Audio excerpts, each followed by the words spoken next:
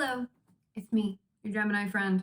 This video is going to be about Taurus Ascendant and Scorpio Descendant. I do have a video in the description that is about the Ascendant and Descendant more in depth, but this one's gonna be Scorpio, but this one is gonna be Taurus Ascendant. And briefly put, your Ascendant it's like first impressions that people have of you and really just the energy that you bring onto the scene. This planet ruling this sign, for you, it's going to be Venus as your chart ruler.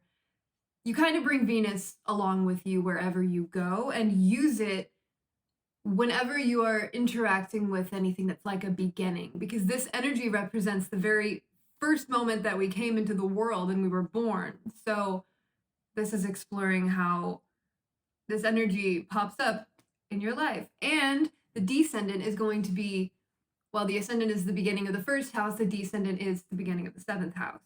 Seventh house is opposite the self. It's our relationship with other people, one-on-one. So it can be the people that we attract into our lives in order to better integrate this energy, or just the people that we are attracted to or are attracted to us. Your descendant tends to represent the energy that most ideally balances your ascendant energy that you've come into life with.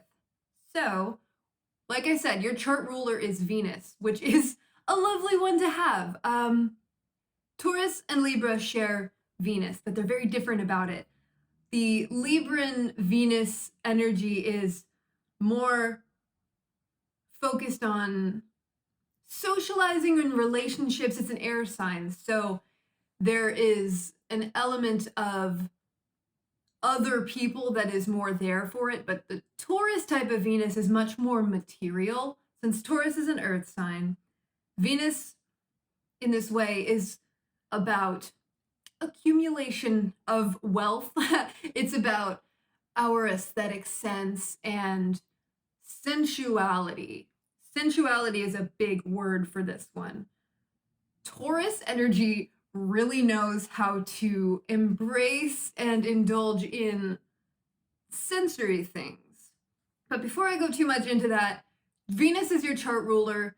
To get a more specific look at your chart, you're going to want to look at where Venus is in your chart. Look at any aspects to it, look at the house that it's in, look at the sign that it's under, and then also look at your first house, any planets you have there. Any planets you have conjunct your ascendant, whether they're in the first or the 12th house, these are all going to give a more specific picture for you. So Venus as your chart ruler, you're bringing a pleasant, harmonious energy onto the scene with you. It's going to be more focused on, if not beauty and aesthetics specifically, because Taurus rising can have like some of the absolute best clothing, makeup, just fashion sense in general. This is high quality items, but it's not necessarily flashy. It's more focused on the quality and like the quality kind of speaking for itself, because there is a really natural sense of taste there. This has a lot to do with what we acquire and our values, what we value, whether it is material or it is more intangible. All of your chart is going to determine all sorts of different specific things about you. You have your sun sign, your moon sign, and everything else going on. But as far as your ascendant goes, this really shows that your way of approaching life is quite sensual and focused on enjoyment and beauty in a way. Now, Taurus energy is hardworking. This is dedication and fully understanding the work that goes into things. That's why quality is such a big thing here, because Taurus energy knows what it takes and understands that things are going to last longer and be of more use to you ultimately if you focus on the high quality. Taurus is also associated with money and wealth in a way, so I don't want to use the word stinginess, but there is a lot of attention put on the prices of things, and depending on a lot more within your chart, you could go the direction of spending on quality items, or you could be quite frugal with your energy and your money. But it's less of like a wanting to save up and really hold on to that. It's more of really knowing what you want to put your funds into, what you consider to be quality.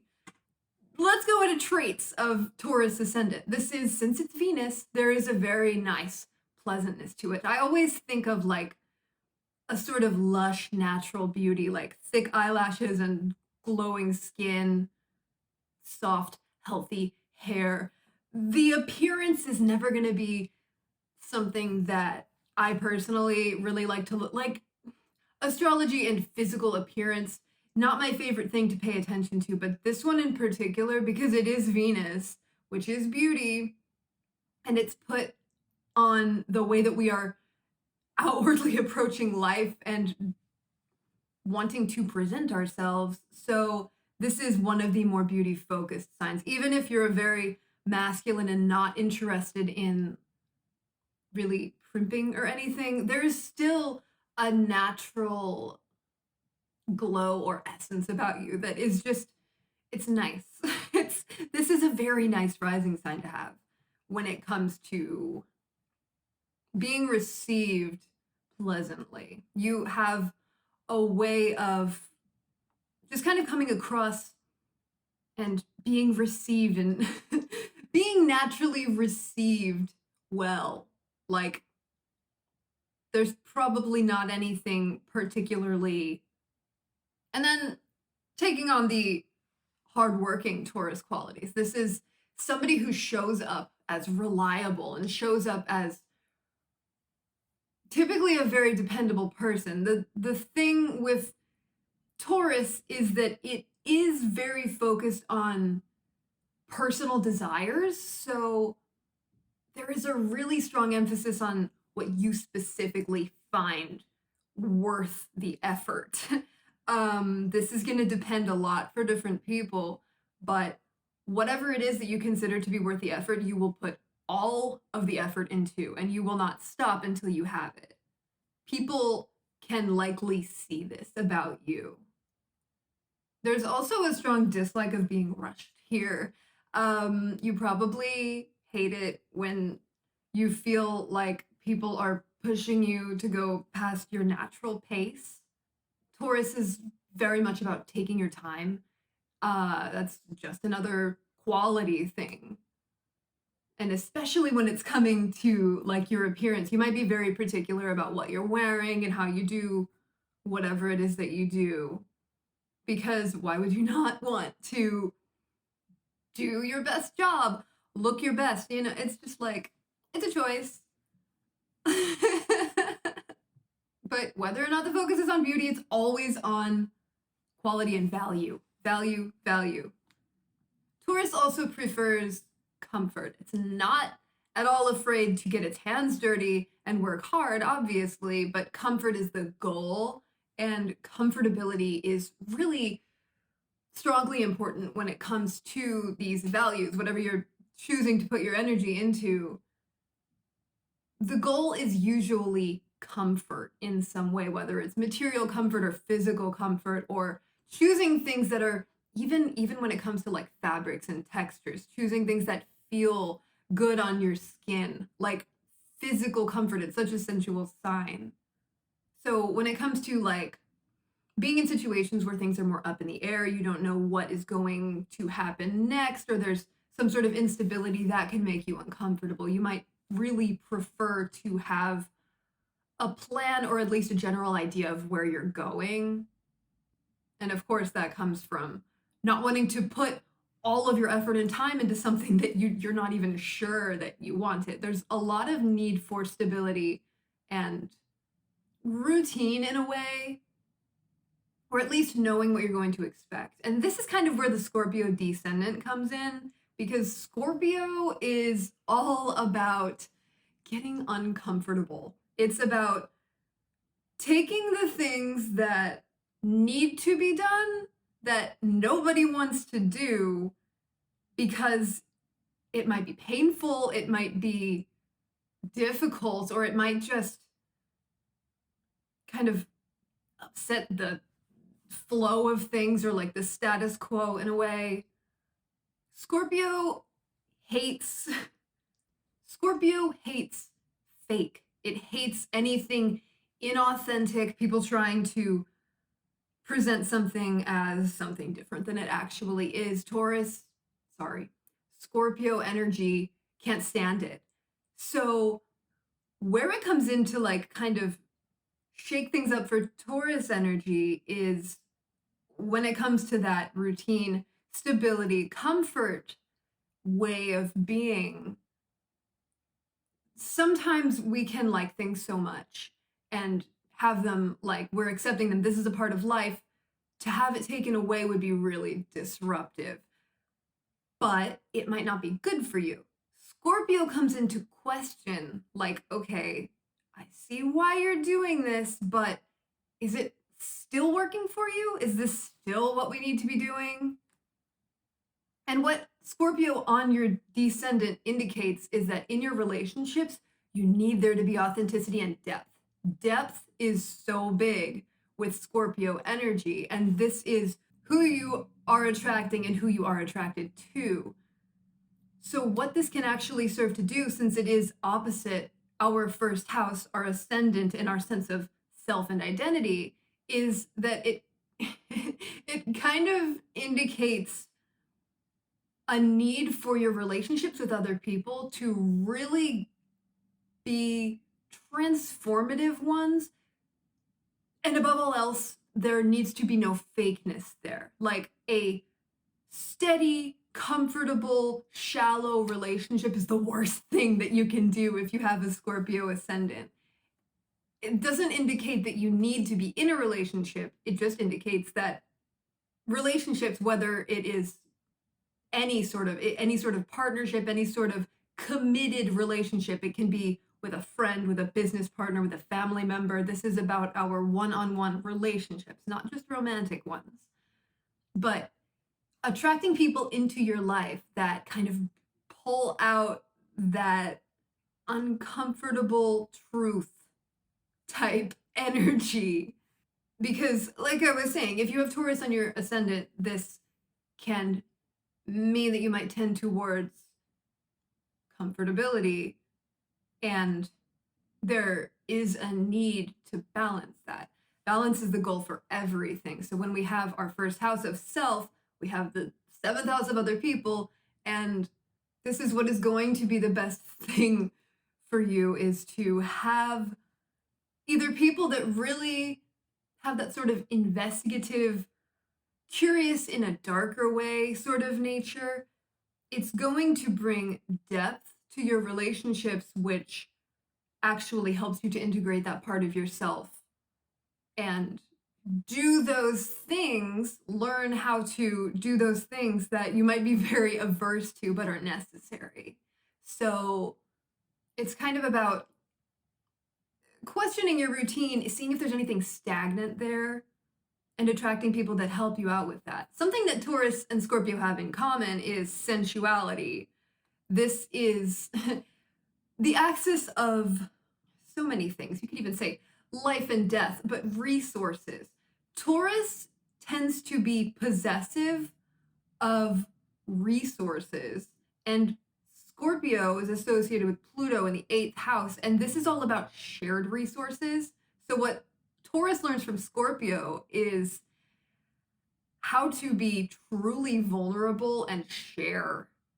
And in this case, it might even be like what you want to share the very least, sharing your money, sharing your home, sharing, it's all about sharing those things that are not necessarily easy to share because they're very deep and personal and vulnerable. But Taurus on the ascendant does indicate a need to pay attention to that side of yourself that you can kind of associate with like having to rely on other people or needing a shared experience to grow, if that makes sense. And this can also indicate that you are attracted to like a darker aesthetic, people who might have a darker energy about them, not in a bad way, but like where they are focused more on the things that might make people uncomfortable, or, you know, death, dark stuff, occult things. You might like that kind of person or find that they are attracted to you and you have a lot of them in your life. But this axis is all about like disruption in a way, but in a way that is for the greater good. Absolutely for the purpose of shaking up what is no longer necessary and getting rid of it.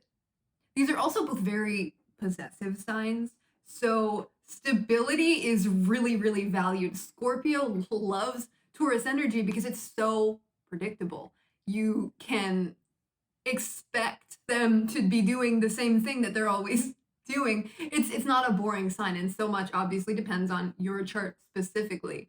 But Taurus is dependable, it's practical, and it is steadfast. What is better than that to a suspicious or possessive Scorpio type energy?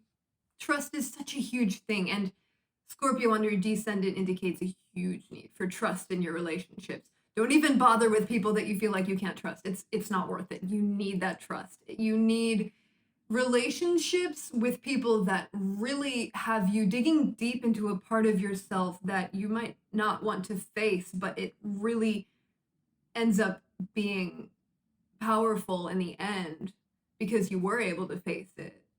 And this doesn't necessarily indicate a lot of relationships that you end up having to terminate, but it can, because Scorpio on the cusp of the 7th house, Scorpio can do with, it's transformation, it's also termination, it's like death and rebirth. So having to end relationships that are not working for you might be a theme in your life, but you're always going to get a better one afterwards. It's tough. This is kind of a lesson of having to learn how to end things, which is seriously one of the hardest things, but you're always stronger for it. Always for recognizing what it is that you need and what is actually good for you.